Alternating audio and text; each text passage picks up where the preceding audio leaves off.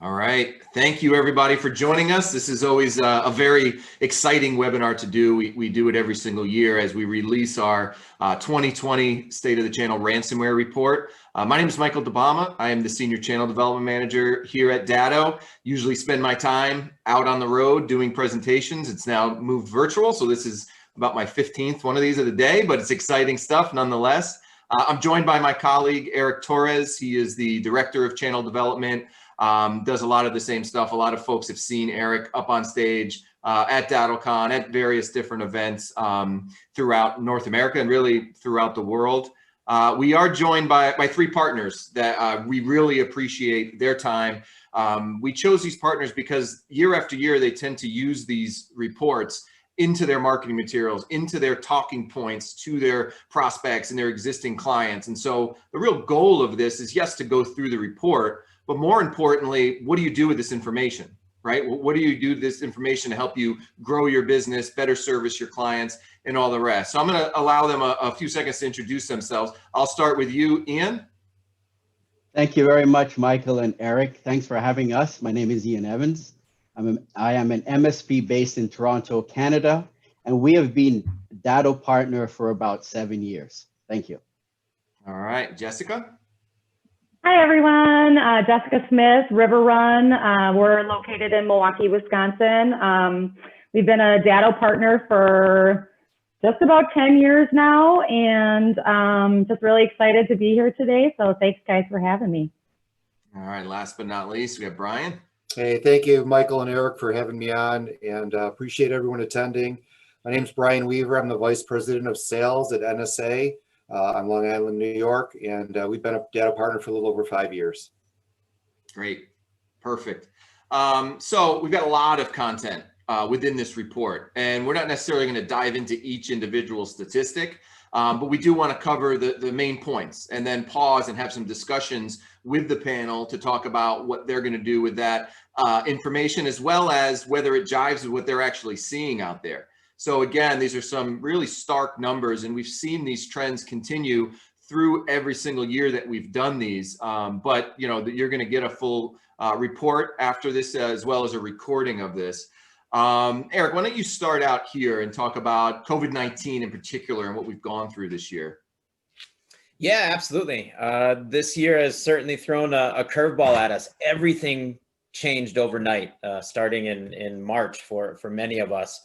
And when that change hit, that's when some of the bad actors out there saw an opportunity. And the people that are out there developing this ransom code and spreading it, they saw this as an opportunity for a couple of different reasons. The first one being that everybody had that shift from working in an office to working at home. So they started targeting that. And another thing that we saw was, and we heard about in the news, was they were actually targeting the healthcare industry specifically because of how bogged down they were with the pandemic. So in the report, when the survey, we did ask the MSPs and ask our partners, what were you seeing as far as this? And the number that does jump out to me is it's over half. So just under 60% said that the remote work, because of the COVID, did result in an increase of attacks. And that's just something that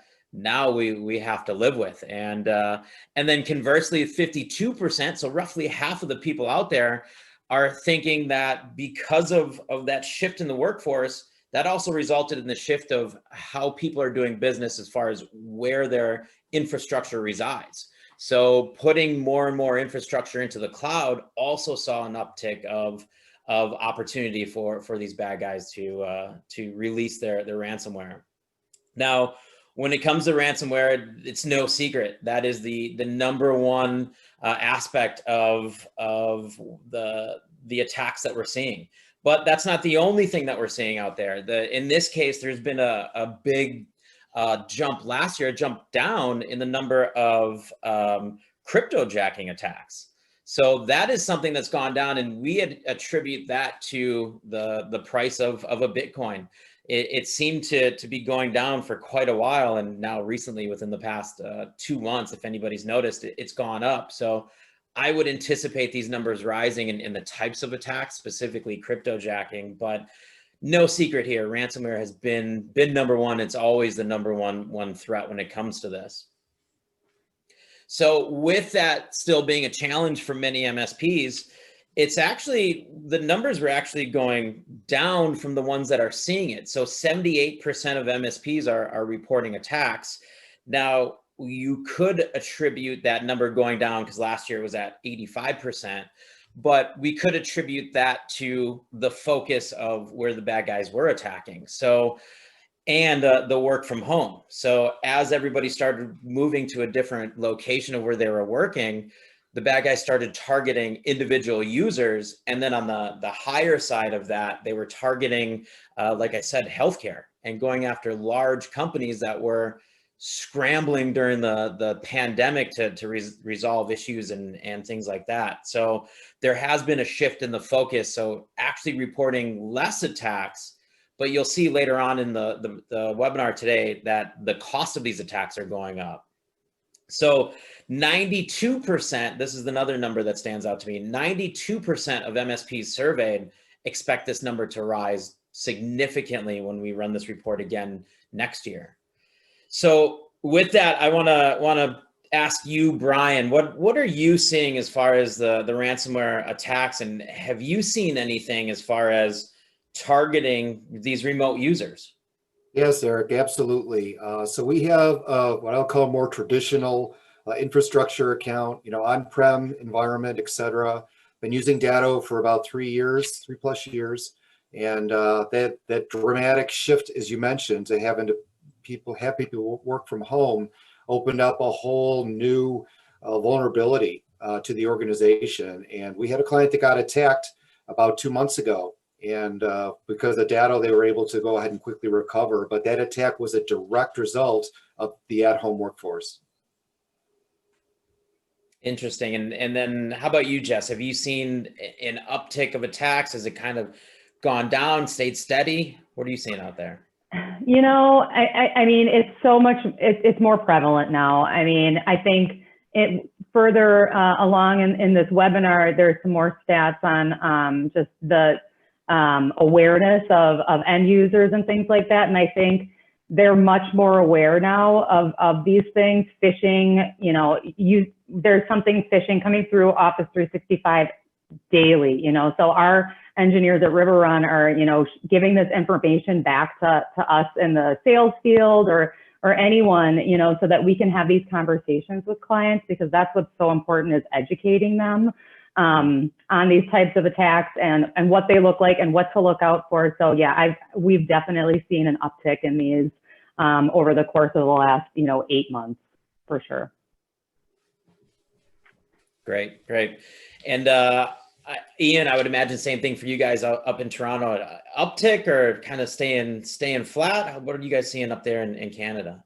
No, absolutely. Quadruple definitely since the onset of the pandemic. We know that a vaccine is on the way for COVID, but the news is very encouraging there. But unfortunately, there's going to be no magic formula for the end user when it comes to ransomware. And we're hearing the same thing. We had to shift our clients to working from home, and that just created a tremendous opportunity for the bad actors. So, we got to keep their eyes on them. Thank you to Datto. You guys have some very sophisticated tools to help us, help our clients and make sure they don't get hit. But there's still a lot of challenges out there for sure. Yeah, absolutely. So to me, one of the most shocking stats in this report is right here. And that's the 30% of MSPs are reporting that their clients, that the business owners out there, are very concerned about ransomware. I always say, I do a lot of end user webinars, as does really everybody here.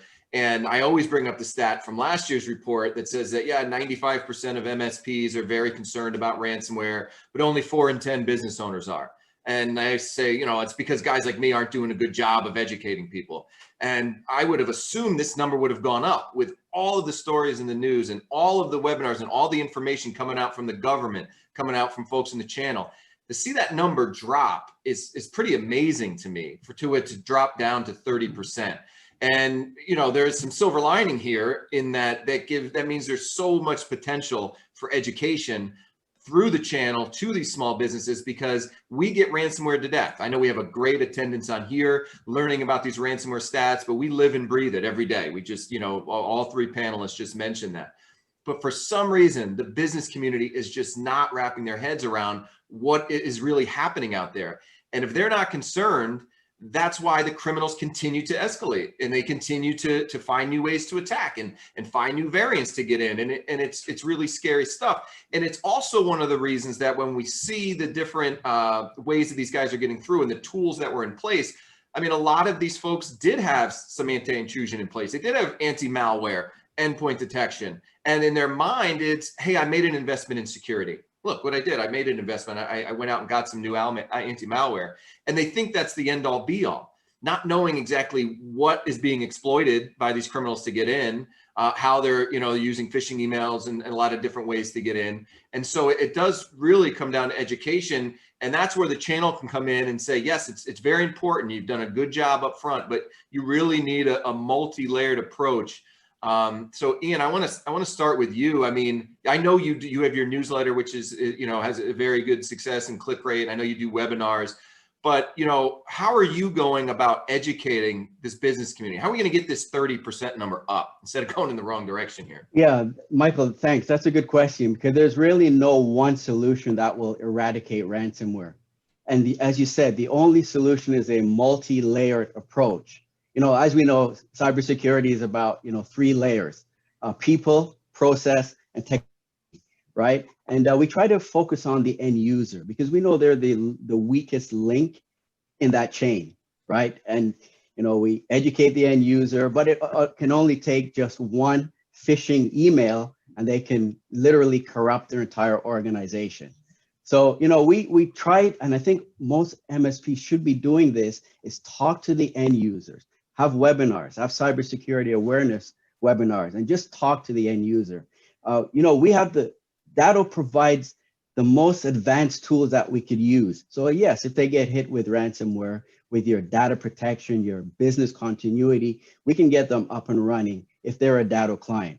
But there's a lot of small to medium-sized business out there. They have not invested in that level of cybersecurity protection, so they're highly vulnerable. So we have to continue and don't stop talking to that end user. Yeah, absolutely. And Brian, I mean, what are you doing particularly to get these folks to understand the threat and why they should listen to you? Well, it's really interesting, Michael. So, we focus primarily in the distribution space. So most of our clients are distributors. We work with an ERP product, and we're converting a lot of those folks from the on-prem version to the hosted version. Well, that hosted version happens to be on AWS, Amazon Web Services. A lot of end users are under the perception that because it's AWS and Amazon's got all this money to invest in their infrastructure, that their information is going to be safe. And the thing that many of them do not understand is the data itself is not a part of the SLA of AWS. They'll have uptime for their infrastructure and for the applications, but the data is the key, and that's what's vulnerable. And it's more important than ever for clients to be able to make sure that they're protected, because they're tending to become even more and more of a hybrid environment. The ERP might move to the cloud. They may still have a lot on-prem as well. So there's an awful lot of ways in. And I think that part of the education, we're working really hard to make sure they understand that. Yeah, I think you're exactly right. I did a webinar earlier today about, the hybrid cloud solutions and understanding, because I think a lot of times the business community, they're set in their ways. Oh, I'm either going to the cloud, I'm on premise, I've made an investment in security. They don't really realize it's an ongoing kind of process. Now, Jess, what are you doing on your side of things to try to get this 30% number up?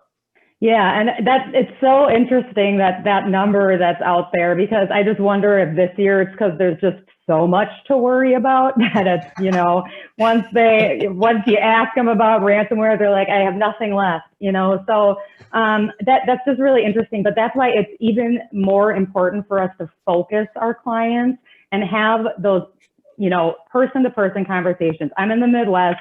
Relationship building is very, very important. Coupled with, partnering with companies like Datto, partnering with our vendors so that we can educate them and really show them the stats that are out there. and not to scare the crap out of them, but they need to know this type of information, and having those conversations, you know, in person, you know, via Teams now, because that's the world we live in. But, you know, River Run employs a 12-step audit. And I think, Ian, you mentioned, you know, people, process, product. So those 12 things that you got to look at, I mean, there's just so much to consider. That multi-layered approach, it's not just one silver bullet that's going to keep clients safe, and it's our job to continue to educate them on that. So. Fantastic. So moving along to the ways in which these infections are happening, it's no secret phishing is number one. That's the tried and true method that these bad actors are using to get somebody to click on a link. They're starting to get much more targeted with how they're doing this phishing and doing a bit of research behind it. And we're seeing that these attacks are extremely targeted, where they're doing research on the company they're actually attacking. So they're making it even harder to sense and to see a phishing email. But it's not just phishing that we need to educate the SMBs about, the business owners about. There's also the ongoing security training and just the poor end user practices. Mike and I do a ton of these events. We've got so much in our arsenal as far as stories of end users doing things to networks unbeknownst to them. But this just goes in hand, Jess, with what you were saying as far as educating and having some of these stats when you're doing that, and talking to your customers and potential customers and letting them know exactly how these bad guys are getting through. And then when you're looking at the aftermath of these attacks, and again, right here, no question about it, the loss of productivity is always number one. And what we're actually seeing is that the number that stands out to me most is that 20% of these SMBs were forced to pay because of that lost productivity. That lost productivity being number one, the cost of downtime, which we'll get to. But because that number is so high, people are put with that question: do I just pay, or am I forced to sit with 2, 3, 4 days of downtime while we restore this network? That's a real question of what we need to look at. And that ties right into the overall cost of downtime. And we know that downtime costs are dramatic. They're extreme right now, and they've been on the rise. If you look at over the last 2 years alone, the average cost has gone up 486%. You can attribute that to one of two things, or a couple of things. I think that's attributed to MSPs are getting smarter at being able to quantify what downtime costs a business. So before, a couple of years ago, you just looked at, okay, what's my revenue loss, or what's the actual cost of the ransomware? Now we start looking at the total cost of downtime, the lost productivity, the forensic investigation, the consulting services that goes into sorting out why it happened and how to prevent that from happening again. If you look at just that jump from 2019 to 2020, that is a significant jump. And I do think it's part of the MSPs going in there and further educating your clients. And many are even using the Datto RTO and RPO calculator, which we'll share with you guys a little later on. But these tools that you have available to you to help quantify what downtime costs. And speaking of how much that costs, Brian, I know you've got a story, an unfortunate story of somebody you know that was down for some significant time. Can you share that story with us? Absolutely, Eric. So it was an end user of ours that we've been talking to about Datto for several months, and they were interested, but like so many companies, there's lots on anybody's plate, and you got to put the right priority out there. Lo and behold, they had a very vicious attack. Fortunately for them, it happened on a Friday, but so the amount of business that was impacted, could have been worse. But our team worked around the clock, starting Friday early afternoon through the weekend and through all day Monday, 50 plus hours of work to help this client recover from their ransomware attack. We only got about 70% of their data back with the top end consultants that we had on it. and it cost them far more than certainly having the right business continuity solution in place, or anything else that they could have imagined. They became a Datto partner right after that. We prefer to get Datto partners in a different way, but it was very painful and very costly for them. Yeah, and that is unfortunate, but that is the way it works. That right after an unfortunate instance, that's the best time to get them to move on to something that's much better, that can protect them from it happening again. How about you, Jess? Are you seeing what are you seeing in sense of being down? Have you had any customers or potential customers that have come to you after the fact saying, I just went down, I've got ransom, what do I do?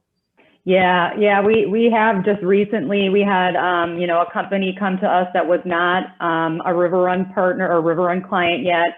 And, the CEO talked to our CEO, Paul, and was just beside himself, did not know what to do, did not have a plan, and was just really looking to us for that guidance and advice, getting a team of our engineers out there immediately. We did what we could to help, but I think, Brian, you mentioned 50 hours over the weekend. I know we spent at least 200 hours rebuilding things, and things that just could not be, rebuilt, and data that was, it's never coming back. So you don't want that to happen to people. And I think, in this whole grand scheme of things, it's like, we need to be telling these stories with conviction to other clients so it doesn't happen to them. We see this stuff every day, and it's going to those clients and explaining the stats and explaining the real life scenario, explaining the story that happened, and letting them know that this is what you're looking at if you don't put some things in place right now that will, whether it's Datto, Datto is amazing, because I think there's a stat in here that 92% of people that had any failures or anything like that, or had ransomware that had Datto, didn't lose all their data. So I know it's not exactly that, but I think it's close. So, but it's just so important to have these tools and to have just a litany of things. It's multi-layered. It's not just one thing. There's not a silver bullet, like I said. So we've got to use these stories to really convince other clients and prospects that we don't want this to happen to them as well. Yeah, and I think we're all in this together, and I think when something like that happens, there is a need to want to help a business, because that can shut a business's doors, and especially if it's a non-client that is coming to you, there is that urgency to jump in and save the day and help make sure it doesn't happen again. Yeah. Ian, how about you? I know you like jumping in there and saving the day for people. Can you tell us about how you guys just made somebody's day by helping them minimize that total cost of going down? Yeah, well, as it is, I think every business right now is just at an increased risk, because the downtime costs are much higher, of course. And it's really, we call it the perfect data storm, which is a combination of three big factors. One, there's more data out there. And now with COVID, you're seeing companies building CRM systems, storing mission critical personal information on their customers, things like that, their partners. With that, customer expectation is rising. And with that comes the risk of losing data. So, we deal with that every single day. We're having our clients, literally asking us if we should click on this email. We would rather educate them, because the hackers now, they're using such sophisticated tools, and with social engineering, they can get you. Even if you go through all the training, you have the top processes in place, they can still get you. And it only takes one person in your organization. I just learned about in Canada, in New Brunswick, the city of St. John's, they just got hit with a ransomware attack. And I just heard about this today. And apart from their 911 service was up, a lot of the services that they offer to their residents are down, and they're down right now. I'm not sure if they've paid the ransom, because when I checked, they haven't said if they paid the ransom, but what it says, their systems will be down for quite a while. So, I mean, there's just so many examples that we can talk about. Right in Canada, the Canada Revenue Agency, CRA, they were hit just a few months ago. And, you know, they literally brought down the agency service portal for everyone, not just accountants, but even myself trying to log in and check my own return. So, and probably around 50,000 plus users were compromised. So, you know, we can just come up with so many. So it really just, again, comes back to how we're going to educate that end user. I think Yeah, I think absolutely. that goes along with the high profile ones here in the US. There's the big city governments. Atlanta dealt with it for months, and I don't know if they're still completely 100% back. New Orleans dealt with it, Baltimore, and that only makes it worse because these bad guys know it's working. They know who to target, and it's just ruining it for everybody and just becoming more prevalent. Yeah, when I look at these stats as well, and I kind of look at through the lens of how am I going to present these stats to a group of business owners, and you look at that, you know, left-hand side of the screen, you know, the amount that these guys are asking for is stayed pretty stagnant, right? And so there, you start talking about false sense of security. It's that, hey, it's $5,600. I can go pay that, not knowing that, hey, you got to create a Bitcoin account and all the rest, but you know, and educating them on the reasons why you shouldn't. But here in the States, the Department of the Treasury came out with a statement October 1st, basically outlining the fact that by you paying this, you run the risk of violating law, because sometimes the folks behind it are terrorist organizations, enemy nation states. And so you run the risk of being in violation of the law. So now, pretty soon, this will be the law of the land. And now you're going to wipe that option off the table. And your only option that you're staring at is that huge $274,000 number. So that's kind of the way I would be conveying it to the end users. You know, that number of $5,600 doesn't look too daunting, but don't even worry about that number, because hopefully you're not one of those 20% that pay, because down the road you might not even have the ability to do that. And so, you know, you look at these numbers. I mean, this is the stat that should be shown, you know, in every one of your presentations and every one of your newsletters. Hopefully you take some of these and start blasting those out. You know, when you look at the different variants that are out there, you know, you still have the two big ones, the Coca-Cola and Pepsi, CryptoLocker, WannaCry. You know, to position this, you can say, look, there's 3 million or so variants. I mean, that number changes, but there are just a litany of variants out there. But also, sometimes you got to frame it as speaking their language. They've heard of CryptoLocker. They might not understand exactly, you know, what it is, but so sometimes you can just say, you know, ransomware. You guys probably have heard of CryptoLocker. Most people have. They don't understand exactly what ransomware means. So sometimes it's even taking a step back and just explaining what it means and say, hey, you might have been reading about the big, huge WannaCry attack. This is what actually happened. Another piece of this, and I keep kind of harping on the false sense of security piece, is that what makes the newspaper? The city of Atlanta, the large hospitals that have been attacked, right? The city of Hartford's public school system got attacked. That's going to make the front page of the news. The small law firm or the small retail store is not typically making the news, especially if they're in a large city. So now as a small business owner, you're thinking, hey, this is something that only the big boys have to worry about. I don't have to worry about it. So what I love about this slide is twofold. One, you tailor it to the audience that you're talking to. If you're talking to an agnostic audience, now you say, look, this net is huge. It's going to capture all of you. I don't care what industry you're in. You are a target right now. Every industry is susceptible to it. You could also look at it another way. You take this stat, and if you're presenting to a health organization, or a group of healthcare providers, or any one of these industries, now you could say, yes, everyone's vulnerable, but here's where you stand. Yes, a lot of these attacks are occurring in your industry. Now, Brian, you had mentioned, you know, and I know you focus on the distribution folks. How do you tailor? When you take a slide like this, you take a statistic like this, how would you use this into your discussion with your particular prospects? Yeah, so that's a great question, Michael. So we typically lump distribution into that manufacturing construction type category as well. It's kind of akin to that. So it's still fairly high on the list, and we make sure that we mention that to them. But the distribution industry as a whole also tends to be certainly not leading edge from a technology standpoint either, which again, I think makes them more susceptible. One of the things that I always share is when I look at healthcare and finance at the top of the list, You know, you hear about the stories of not only the ransom and the threats of what will happen if they don't pay the ransom. It's not just about encrypting your data, but healthcare in the US, you got the HIPAA laws, and in the finance space, you got Sarbanes-Oxley. And if that data gets compromised, there are huge government fines attached to that happening. And that's what a lot of these bad guys are doing, is they're threatening to do that. And I think that's one of the reasons why you see those two in particular so high up on the list.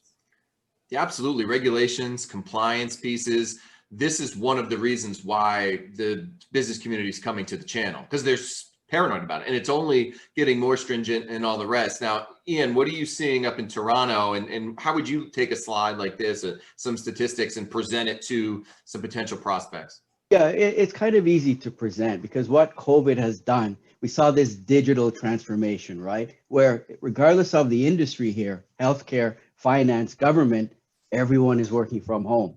So that's what everyone has in common. So, you know, if we're presenting to, for example, a nursing association, where we know that the College of Ontario nurses, they were hit just recently where 200,000 registered nurses, confidential information may end up on the dark web. So yeah, we can target that audience, but however, with COVID, it really doesn't matter to us, because if you're from finance, you're from insurance, you're from healthcare, the vulnerability is still the same. Right. Now, how about you, Jess? I mean, what kind of obstacles are you trying to overcome with some of these industries? Well, I mean, of course, you see those bigger marks in the healthcare and the finance, because, you know, they're targeted. And that's just the thing. But I think the benefit of this slide is just everyone's on it. I mean, no one is safe, and you know, you don't want to sell with fear, but this is the reality of the world that we live in. And I mean, I think this just illustrates it easily. Another thing to consider too that's really important is, yes, there's regulations and things like that, but even insurance companies these days are creating clauses and things in there that you need to have a DR plan, and you need to have certain things in place for us to even cover you as a business insurance. So things like that and those kind of business conversations are also really important to have. Now, changing gears here, we know it's not just the SMBs that these bad guys are going after. This has become more and more prevalent, I would say, in the past 18 months, that they have finally caught on to what an MSP is. And they realize that you guys, as an MSP, hold the keys to all of your clients' networks. And if they can infect your network, then they potentially can infect your customers' networks. So much so that even the government came out with a warning saying, hey, you guys are the new target, the MSP world, the providers out there. So you better use that multi-factor authentication, the single sign-on use, and really get your own house in order, because they're coming after you. Now, that just drives even more of a need for MSSPs and partnering with those specialized security professionals that are out there, because that is a question many MSPs face is, do I want to add this whole security aspect to my company? Is this something that I want to be in charge of and train and find those high-priced engineers that can go through all of this? Or do I partner with an MSSP, somebody who has those people on staff, has those solutions in place, and the time that can go in and test and make sure that things are happening and are working correctly? But it's not even just your clients' networks that you're using this for. It's to get your own house in order. As I mentioned, 44% of MSPs are now partnering with MSSPs, and they're taking it from on both sides, saying, all right, well, I want to make sure that my network's safe, that I'm not exposing any of my customers, and I want to make sure that my customers are staying protected. Jess, I know that Riverrun partners with somebody special that takes care of your security. Can you tell us how that started and what they're doing for you? Yeah. So, I mean, along with our product lines and solutions that we offer as far as, Datto, we also, we use Scout. That's something that we just implemented recently. That's a really robust solution that, has everything from network logging to endpoint prevention, not just detection. So partnering with vendors like that, but we also, to your point, Eric, is we partner with a local firm, Sickich, and they really focus on like the penetration testing side of things. So trying to, bang down the door and get into a client's system and show them, here's where your vulnerabilities are. So we partner with them. It's been a really great relationship over the last couple of years. They actually just did a pen test for us as well, and there were just a lot of different things that we were like, yeah, we're doing great, we're doing a great job here, and yeah, maybe here's some things that we can improve on. So partnering with someone like that, I think, is really, really vital, just to show your clients that you mean business, but then also to have that option for them. So you clearly fall into the 47% here. 47% of MSPs are partnering with somebody to make sure that they're safe, that they're not exposing anyone. So my thought for the other 53% is really take a look at what you're doing internally and seeing if there is, as Jess mentioned, the pen test on your own network, making sure that you aren't exposing any of your customers. Brian, I know that you're not necessarily partnering with an MSSP, but you are with your vendors because you're using the tool sets you have to provide some of these services. Yeah, we absolutely are, Eric. So we've made it a very direct focus of our company to find and build out our security stack to be able to do those types of things, the penetration testings and so forth.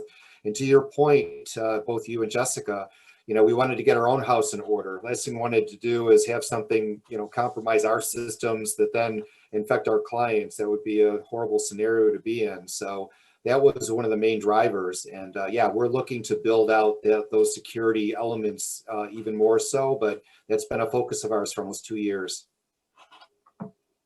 Excellent. Yeah, Eric, the same here. I'm listening to Brian and Jessica, and either you're partnering with an MSP partner or a vendor, the channel has matured so much in the last 5 years.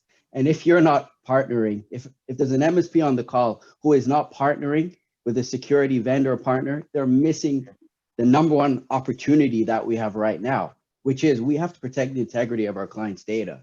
So if we're doing that all by ourselves, we can do that. But there's just so many vendors, tools. There are a lot of opportunities to provide these services. So, penetration tests, vulnerability scans. I know you're going to talk about cloud to cloud backup because that's an opportunity for us right now. As we are aware of, there have been a couple of outages with Microsoft over the within the last 4 weeks, and these were worldwide outages. So, to the point where you could not even log into your Outlook. So what do you do in that case? Business still needs to continue. So, we need the right tools. Of course, Datto offers SaaS protection for Microsoft 365. So, we try to make sure that our clients are on that solution. Yeah, see how good Ian is. He flows right into our next slide. It's like a professional over here. I love it. Nice dry run. So when you look at, what it's being targeted the most, right? Still, we see Windows PCs being targeted the most. That being said, it's because the vast majority of data, business data, lives on those. But I think it's important in terms of education to let folks know that criminals are going to follow the data wherever it lives. And they see what's been happening over the last 8 months about how, the work from anywhere and all the different collaboration tools. So yes, these applications that are now super prevalent and we've seen huge booms in them have really, gone and exploded. And we're seeing the criminals follow that data as well. Right. So I'm going to start right off with you then, Ian, as we look at, the ransomware creeping into these SaaS applications. There's a different education there, but I think once the light bulb goes off with some of these clients, they tend to really understand it. I mean, how are you educating them about the threats to those SaaS applications? Yeah, we talk about, Eric mentioned it, two-factor authentication. It's a must. but we see a lot of clients, they still do not have two-factor authentication even on their email. And, and Microsoft even offers that for free. You just have to have someone enable that for you. We talk about password management, because as we know, weak passwords are the #1 cause of cyber attacks today. So, we educate the end user on strong password policy, 2FA, use the right, apps that can create, generate, and test your password for you. We see that 80% of users either use the same password or a variation of the same password. So, and we also know that most of us have probably maybe 30, 40 passwords that we use every week to log into our personal, our social, our, our Facebook, our Twitter, our LinkedIn, and then all our work-related accounts. So it's hard to remember those passwords. So, again, I keep talking about drilling down to the end user, because they're the most vulnerable. And if we can give them the tools, because the Datto, they provide us with the processes and the technology that we can use, but we always have to focus on that end user.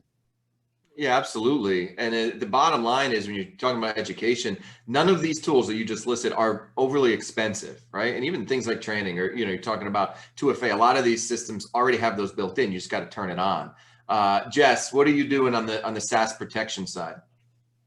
Well, we of course use Datto SaaS protection, but we make sure that we're including that and having that discussion with multiple solutions that we provide. So when we're presenting a Datto solution, we're talking about you're getting SaaS along with this. When we're looking at Office 365, that's just part of our proposal and solution. So those are just things that are, I think in the past, they used to be a nice to have, and it's just not a nice to have anymore. It's a have to have. So we look at those things. And I think, whenever we kind of see Dropbox, we cringe and say, oh my gosh, you need to be using something else. So again, it's that education, we kind of are beating a dead horse with this, but it is really important to have the stories along with this as we're going through the sales process and talking with clients and prospects, and that, here's something that I mentioned the 12 steps, the 12 audits that we look at, and it's all these things we've been talking about, right? So it's, the SaaS protection, it's having a BYOD policy, it's making sure there's 2FA. So it's like, there's so many different facets of this. It's not a race. There's no finish line, so we've just got to be looking at all this multi-layered approach, and SaaS is absolutely one of those, especially when you see, these outages that 365 has been having. Yeah, and I think when you start to see these stats, or you start to hear the stories, the traditional way I think a lot of partners do it is the kind of way that you do it, Jess, where it's just bundled in. But for the folks that already might have had an O365 or Microsoft 365 deployed, I see partners doing the opt-out emails now. Like, look, it's bubbled up to the point where we need to protect this. And if you don't want to protect it, you got to sign off and basically opt out of this coverage. And I know there's been a lot of success there. How about you, Brian? How are you positioning SaaS protection to your clients and prospects and all the rest? Yeah, so it's interesting, Michael, you mentioned what you did, because we actually, with our Office 365 agreements with our clients, have it in the contract, and they have to literally check off the opt-out to not go with the Datto SaaS protection with it, so that they're taking responsibility for choosing not to do that. And we've got basically a record of them electing not to. I look at SaaS applications as the holy grail, if you will, for these ransomware bad guys. And Office 365, of course, is one of the prime examples, because everybody uses it. So if you can compromise Office 365, the number of users that can be compromised is just mind-boggling. And it's just very important to protect yourself. We talked about infrastructure earlier, right, about the hybrid environment. You have the same situation, right, with the applications, the on-prem as well as the SaaS. It all needs to be protected. Any one of those is a way in.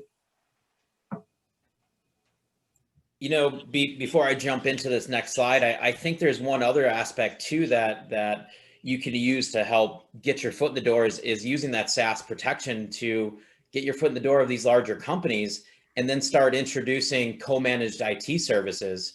And I see in the chat here, Matt Scully brought up a fantastic point about MSSPs. As you're adding more of these security layers to you, that is your perfect opportunity to jump into co-managed IT services and further your reach and let these IT departments know you're not there to take their job. You're there to work with them, be it by providing SaaS protection or security solutions that they may not have. So I see you, Scully. Thank you for bringing that up. Now, moving over to the recovery of this, the most common ransomware recovery methods. This was a change over last year. So last year, the #1 recovery method was re-imaging from default.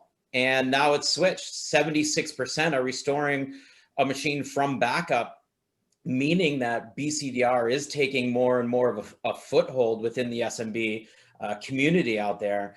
And that goes to show that it is working. You guys are doing your job as far as educating and letting people know the risks and providing these fantastic continuity services that will keep them up and running. And then Jess, you were so close. It's 91%. I wanted to say it. You're 91% of those that are on a BCDR are seeing less likely to experience downtime for your customers. So it's just further explaining that overall need. Yes, this is something that is, as Jess finally put it, went from a nice to have to a must have. And now with the prevalence of ransomware and how much it's in the news, I think more and more of these sales are starting to become a little bit easier for MSPs when you're talking about downtime and positioning your BCDR services. And that's not it though. You're bundling this and packaging this with everything else you're doing as an MSP, your patch management, your UTM. Jess, you mentioned BYOD and having that mobile management platform as well. All of that combines to keeping your customers safe. So we did mention a lot about the Datto BCDR solution. Most of you on this call are existing Datto partners. For those of you that are not Datto partners, if you did want to check out our continuity solutions, you can register for a demo. Real shameless plug for Datto right here, but datto.com/c/ransomware-demo and sign up and just see what kinds of solutions we're talking about to keep that 91% as staying the lowest amount of downtime possible. Also, earlier when we were talking about the cost of downtime, I mentioned the RTO and RPO calculator. So we do have that. That's been around for a few years, even before my time of being at Datto. And that is the tried and true method of talking about the true cost of downtime during that sales discussion. And then recently we launched the sale breakdown calculator. That is something that Mike and I worked on. We actually learned that from one of our partners because we know the objections you face when it comes to providing BCDR. And this is a tool to help you overcome that price objection. And you can even use this tool to not just talk about business continuity, but even your own solutions, your MSP services. That price is normally the first thing that your customers are going to look at. This is a way to take that out of the equation and get them thinking about the actual need and then the end result. So some final takeaways. First and foremost, last time we asked Jess to do one of these, she can't even get the numbers right. So thanks, but no thanks. Yeah, I'll leave that to you guys. I didn't know the number either until it popped up. That's all right. All right, so final takeaways from here. And we do have some questions coming in. We'll try to get to some of those, although we have a large volume of folks on there. But first and foremost, ransomware awareness seems to be increasing. I think we're seeing that in some of the statements that the government's putting out. I mentioned that one that the Department of Treasury has put out, these different types of things. So we are seeing, the awareness grow, especially within the channel. But I will tell you, I'll point back to that 30% number. There's so much room for growth within the channel to go out and educate. This is your time to shine. This is the time. I mean, you guys really did, to some extent, I'm not over exaggerating it, help save the economy when we were all going and working remote. And the folks that were working with a managed service provider had a much easier transition to go do that. And that's not an exaggeration. Now the next phase is, okay, these threats are coming, they're increasing. What do I have to do to really educate these folks? they need multiple solutions to combat this stuff. I mentioned that. I mean, 54%, Jess, what was the stat? 54% of Don't do that to me, Mike. Come on. we'll say 54% of the folks that were attacked didn't have anti-malware in place and all these things. So you do need a multi-layered approach. That's critical. You know, you must educate your folks. The vast majority, and the reason why SaaS applications are vulnerable, vast majority of attacks, as Eric mentioned, still come in from phishing attacks. Somebody opening the door. Something as simple as training, simple as policies and procedures that are regularly reviewed are you know, critical. And it's something that is easy to do. And education comes in there. You do a training session for a business, even for your existing clients. It goes a long way. And then ultimately, the big number was the downtime. That's why business continuity is becoming a must within the small business community. Because how many clients do you have that could absorb $274,000 in downtime costs? Not very many. So, you know, I'm sure there are other takeaways. I mean, the beauty of this report is there's a lot of stats. Some people on this are going to pick out a stat that we might not even have covered and say, this is something I can go to market with. This is something that I can go and go to market with in that regard. I do want to thank again everybody. I think you know, it's still, you know, I know it's time out of your day. You're talking to 1,400 people. I know it's not always easy. So I really appreciate it. You guys did a fantastic job, Ian, Jessica, and Brian. So we'll give you one more chance, Jess, on the next one, but that's your last chance there. I will talk about MSP Tech Day is coming up. This will be our third installment of these tech days, and they, you know, they've been great. We've got folks, you know, from our team that go on there and talk about positioning these solutions, but we have folks from the engineering side of things. We have folks from leadership coming in. We always have great guest speakers come in. And so these have been great. And it's, you know, it's about a half a day seminar, but a lot of really good content, more so than if you'd gone to a roadshow in the past. This is a much deeper dive than what those have been.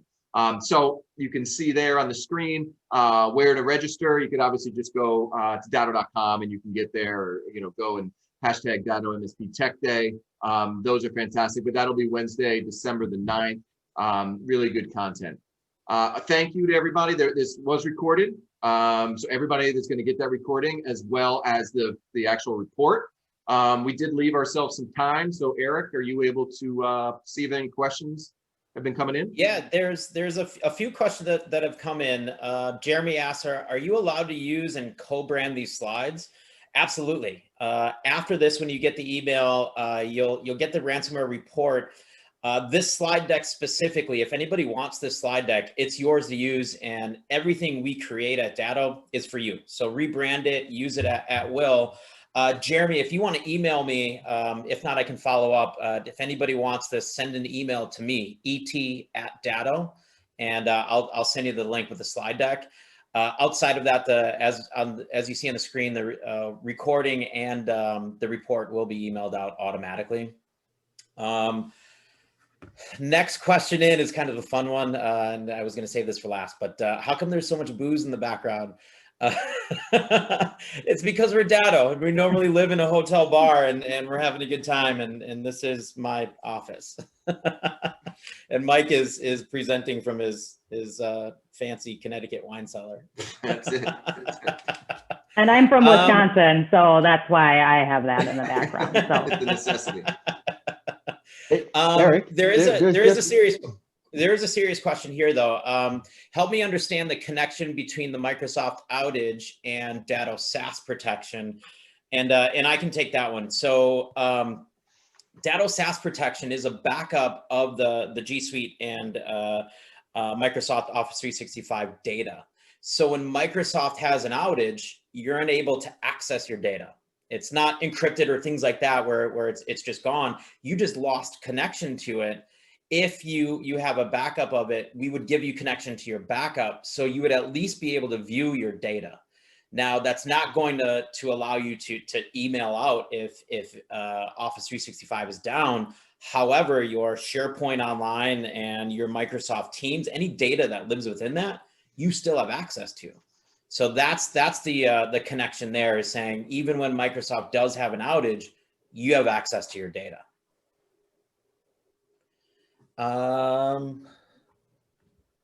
And I think that is it for the questions. Just want to give a shout out to Scully again. Thanks for bringing up commit. That's a big part of what we're talking about today too. So Eric, so good on you. And can I ask you, just mention one thing? There's one stat I didn't see, and that's just the hundreds and thousands of managed service technicians that are working in our industry worldwide, protecting our clients, right? So I just want to tip my cap to everyone working in our industry, and also to my staff that they just do a fantastic job at eTech. So that's all I wanted to add there. That's just one stat I didn't see in the report. That's a good point. And at Datto, we even did the Rockstar series. You guys that are tuning in, you are the essential workers that are the rock stars, and you're saving the day for a lot of your customers. For and sure.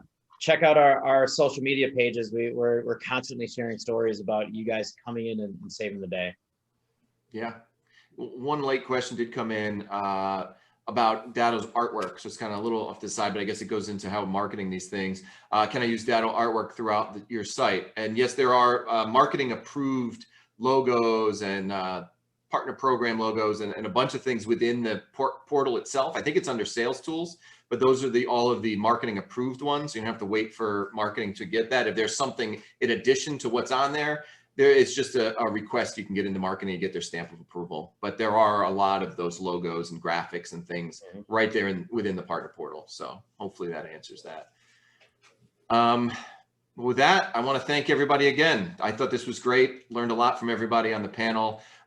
So again, the recording is going to go out shortly. Any one of these slides, feel free to steal and use as you'd want. If you want to have a conversation with Eric or I about potentially putting this data into a webinar, we do a lot of those webinars. We just crossed our 100th webinar threshold since COVID started, and user focused one. So balloons came down for that. That's why we got all the wine. So mdepalm@datto.com or et@datto.com, and we'd love to have conversations offline about those as well. But with that, I want to thank everybody. And with that, I want to ask everybody to enjoy the rest of their day. Great. Thank you all. Thank you all for joining us. All right. Thanks, everyone.